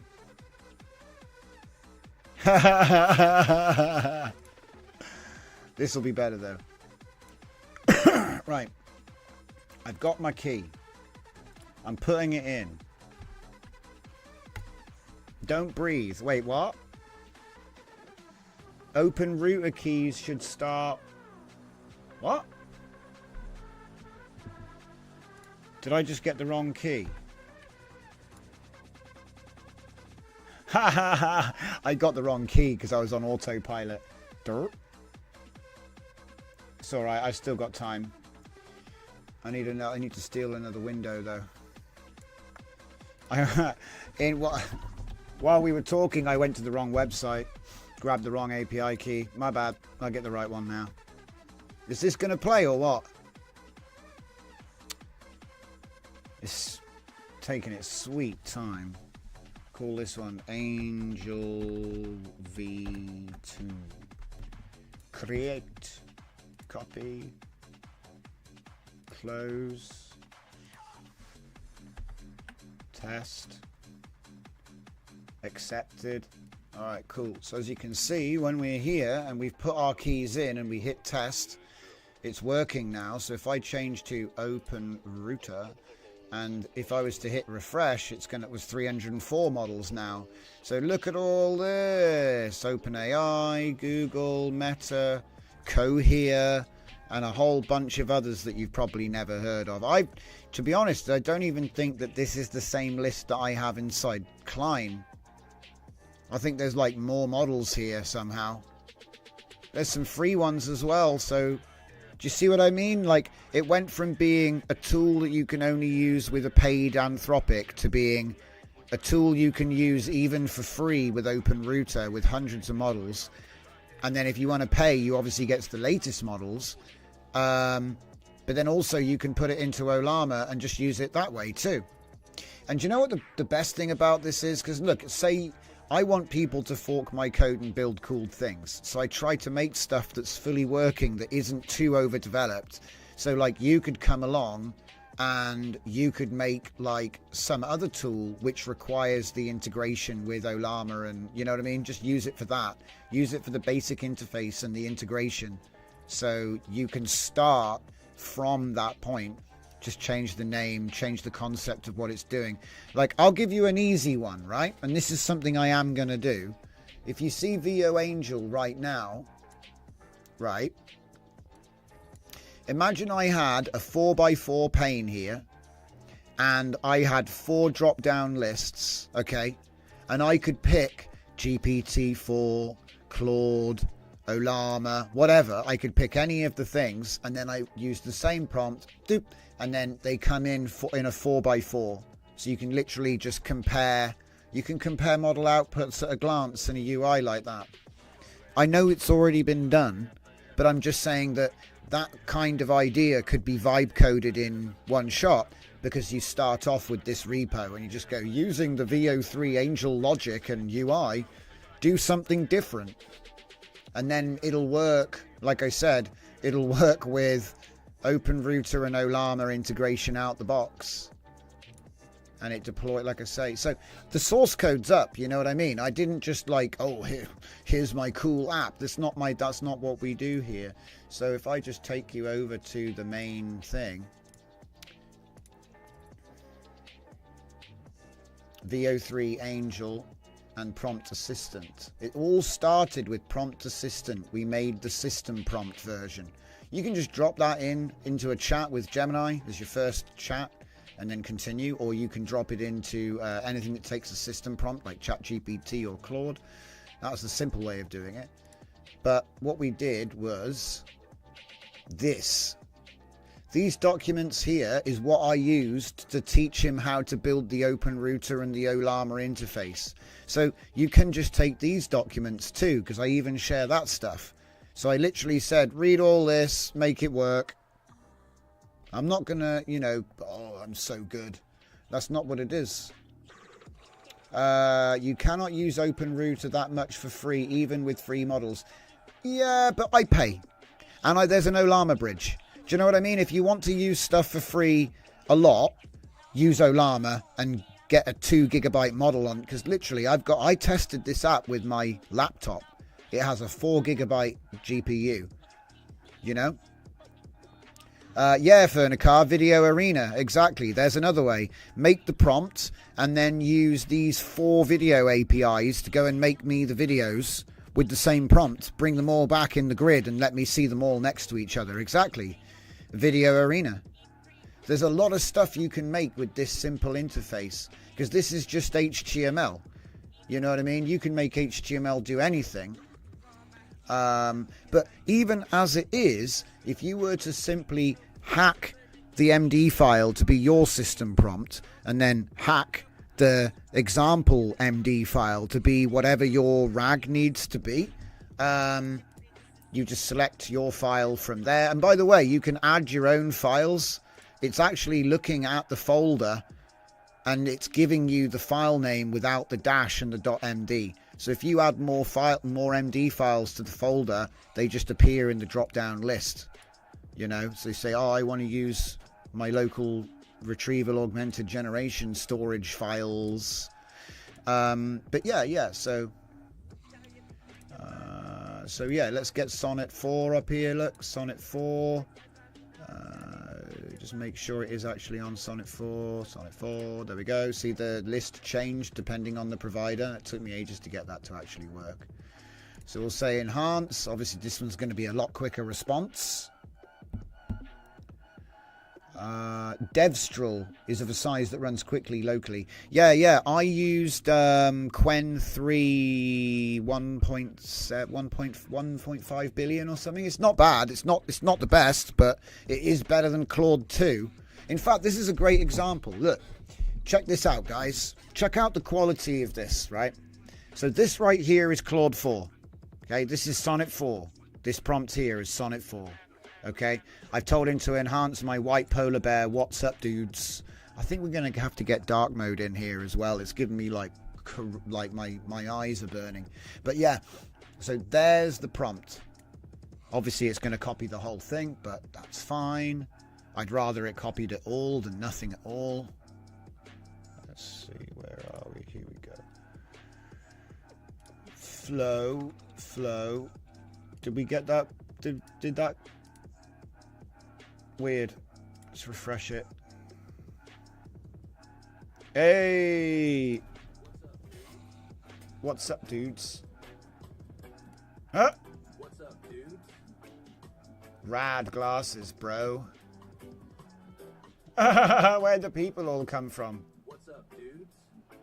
Nice. So let's see what we get from the Sonnet 4 enhancer. There. Get rid of his review of his work and then get rid of his lead-in, and there we go.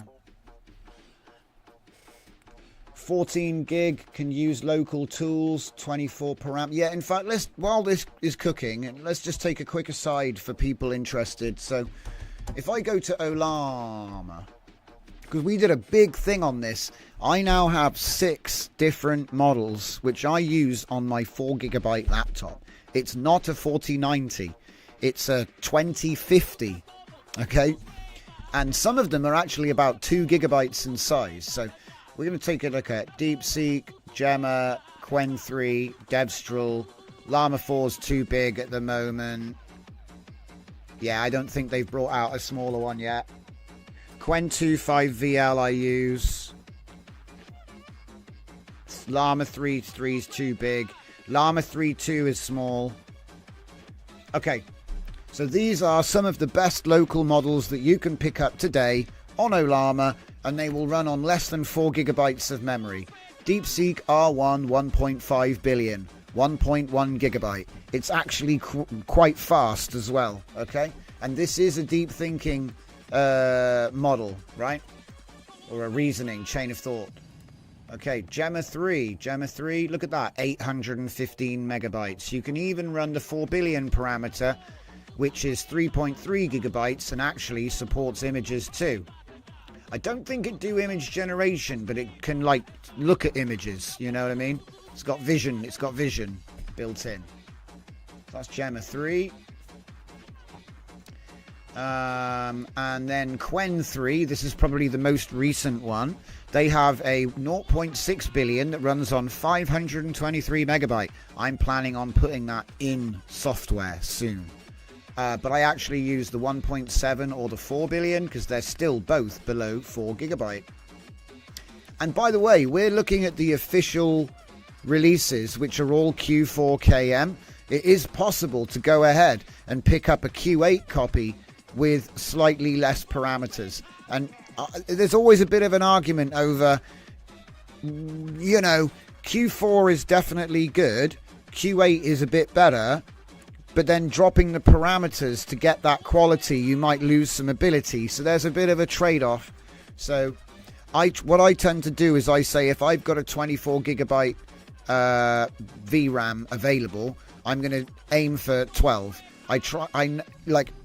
Yes, I could squeeze something up to 23.9 gigabytes onto it, but it will run slow.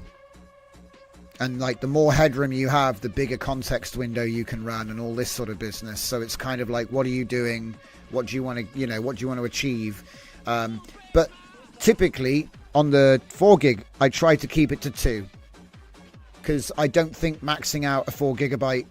Because when I actually looked it up, it was actually using an 80-20 split between CPU and GPU.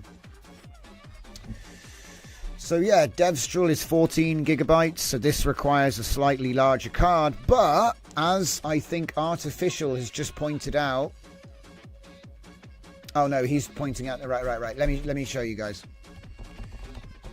because you can load GGUF using a model file. The information is on the Ollama website, and we've covered it in videos on the past, on live streams in the past. So if I go to Hugging Face and I type in Devstral, it'll take me to their official page. Oh, what's this? What the hell's Magistral? Guys, they've got a new one. Came out 5 hours ago. Guys, they've got a new one. Okay. Where's Devstral? You can't even see it. So there's Pixtral Large, Mistral Nemo, Devstral Small, Devstral Small. I think it's this one. And then if you see down here in the right, quantizations, 40 models. Now look at this.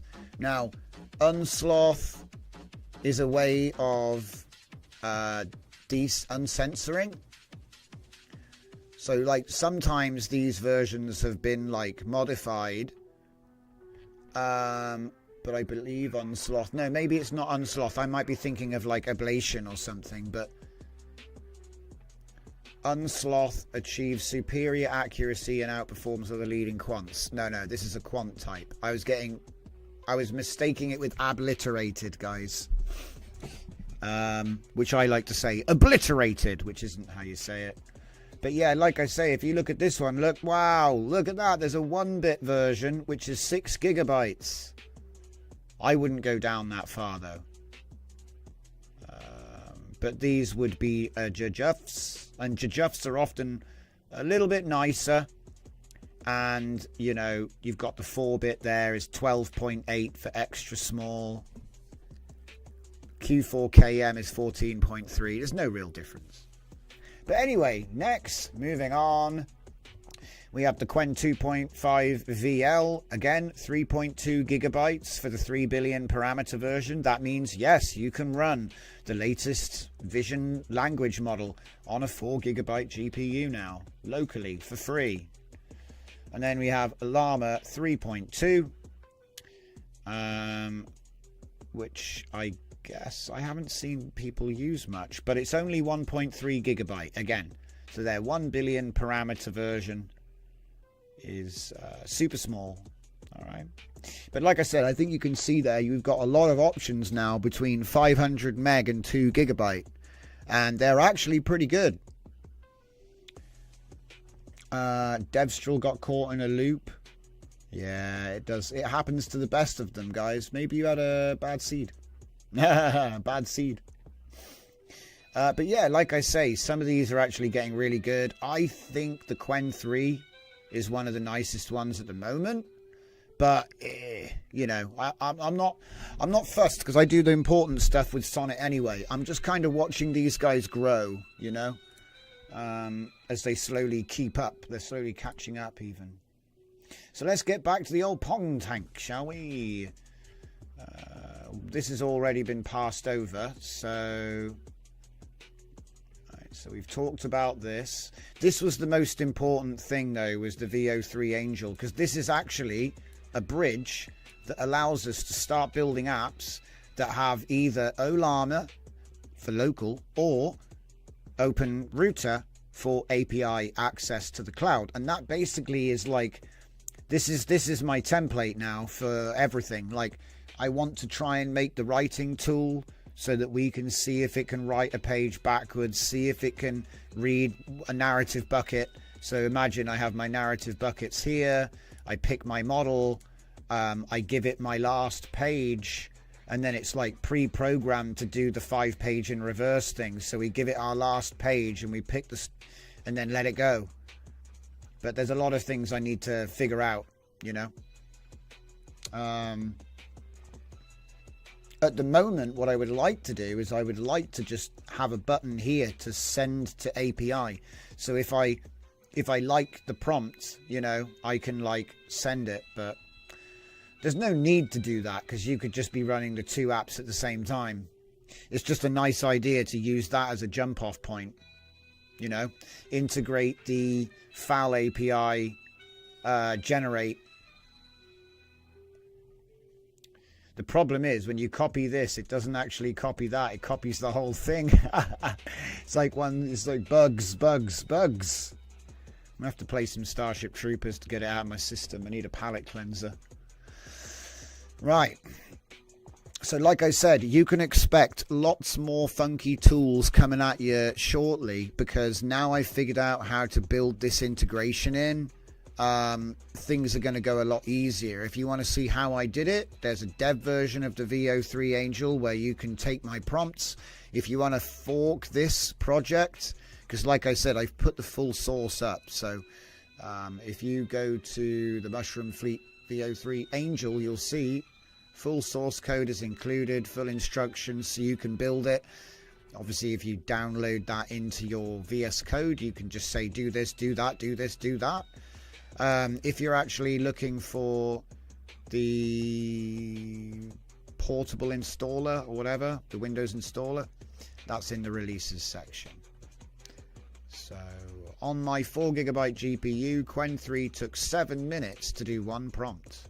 But it was much quicker on my big GPU, I'll say that. Right, so there it is. Did we actually render this one?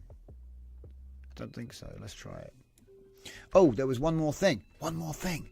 There's always one more thing. So remember how I was saying, oh, it looks a bit basic, doesn't it? Because we compared Qwen 3 with Sonnet 4. Well, how about we compare Sonnet 4 with Sonnet 2? Yeah?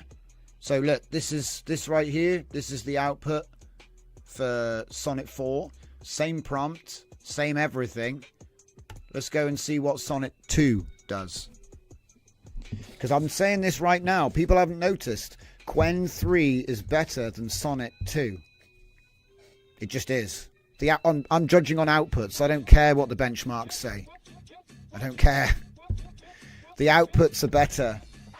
And you could be like, oh, but you've only seen X outputs. Yeah, sure. If I think a tool works, like, I'm going to use it. Obviously, Sonnet 4 is the best Anthropic, right? But what I'm trying to say is that people haven't realized that a lot of these local models that you can get now, even the ones that have been quantized down to like 2 gigabytes, they actually perform better than GPT-3. They perform better than Anthropic's Claude 2.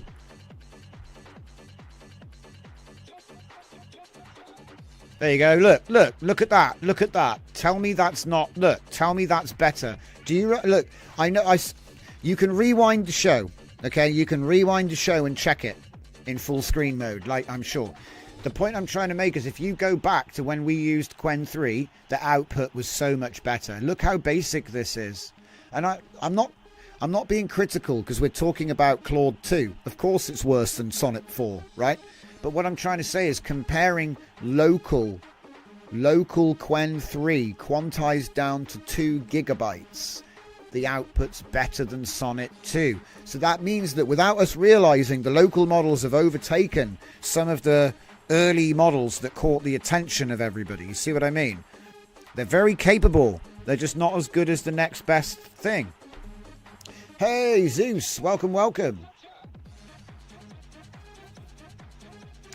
I think I missed some chat, but I will get to it, guys. I've just been trying to sort of show you the difference here. So as you can see, look, that there, it's so basic. You can just at a glance, you can tell that it's a much more basic response. It's not a bad response, but it's not a good response. Like, you see what I mean? It's like average. It's a bit like low effort, you know? Quen 3 did better than this, that's all I wanted to say with that. So I've explained you can change the local RAG. I've explained that you can edit the system prompt even and turn this tool into something completely different. And I've explained that by forking the project, you can gain access to the OpenRouter and Ollama out the box for whatever web UI you want to integrate with any AI process. So there it is. Look at that. That's pretty cool. So let's check up on the other loose ends we had. So here we have our tank game that was still cooking.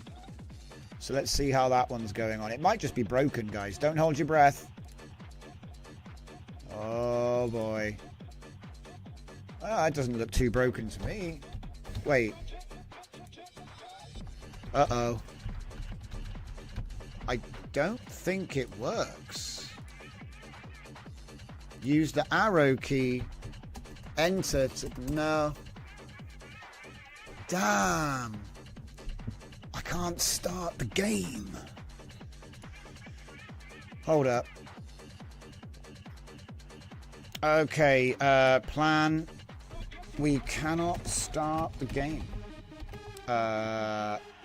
We can investigate. I wonder what he did wrong.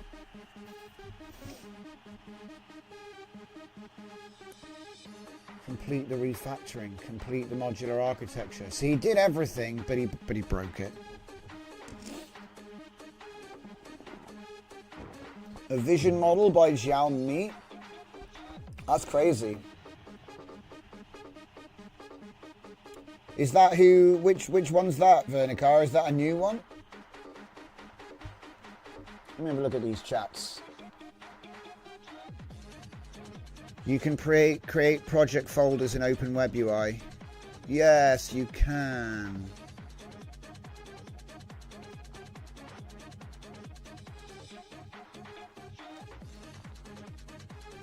Interesting. I see you guys are talking about DevStraw. So let's have a look at this then.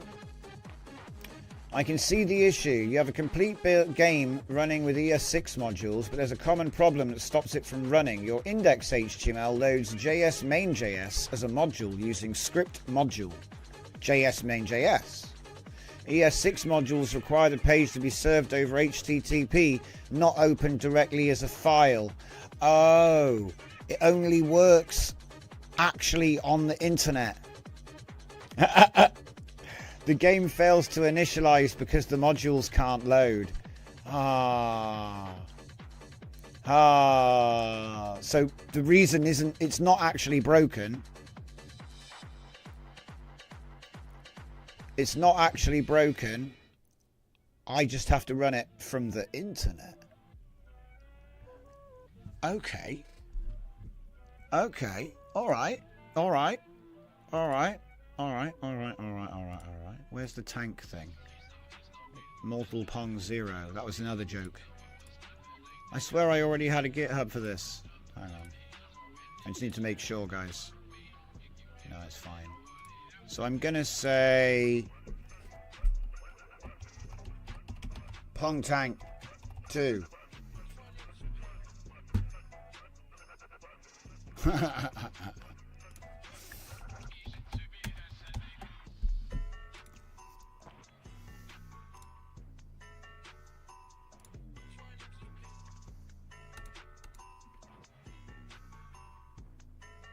All right, where is it? It's literally like one file or something silly, I think. Hold up. Pong Tank 3, which is actually Pong Tank 2. There we go. Right. Oh, I need to actually do the upload. It probably doesn't even work, but I'm just going to put it up on Git pages immediately and just...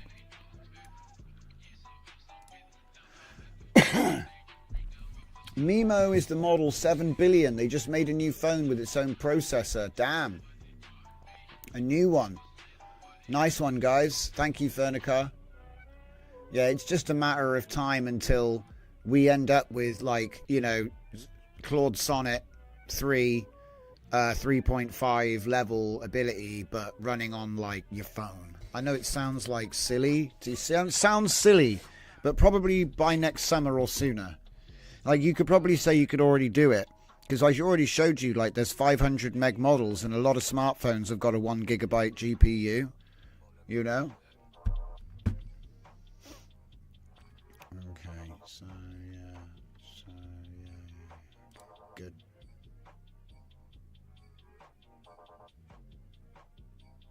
Wait, was that one of my cool new songs? It was. That was Midnight Murder from my new album. Midnight Massacre, coming out next Sunday.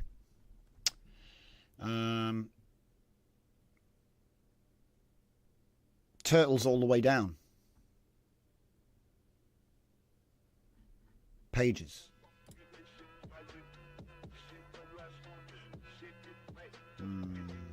Pages. Main. Save. This is like completely cheating. I gotta save it online. I gotta test it online. Okay, we'll do it like this.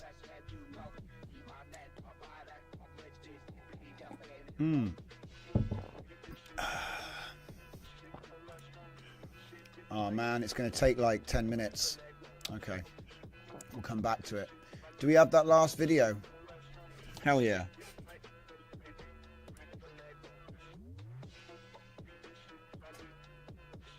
Huh? Oh no, I got scammed. I forgot to put VEO3, didn't I? Yeah, look, VEO2. Damn. Scammed. Like, when you do the prompt, you have to actually go in every time. So annoying, guys. It's like I didn't come here to make VEO2s. But yeah.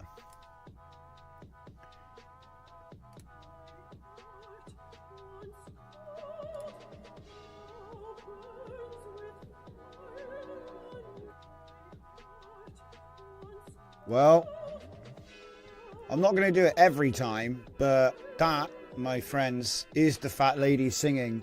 So, Thank you very much, everyone. We'll be back tomorrow. We'll be continuing from where we left off. Same time, same place, 8 p.m. GMT. Watch out for the pings on Discord. Don't forget, you can join us. Links in the description. Please like the stream, and I will see you next time.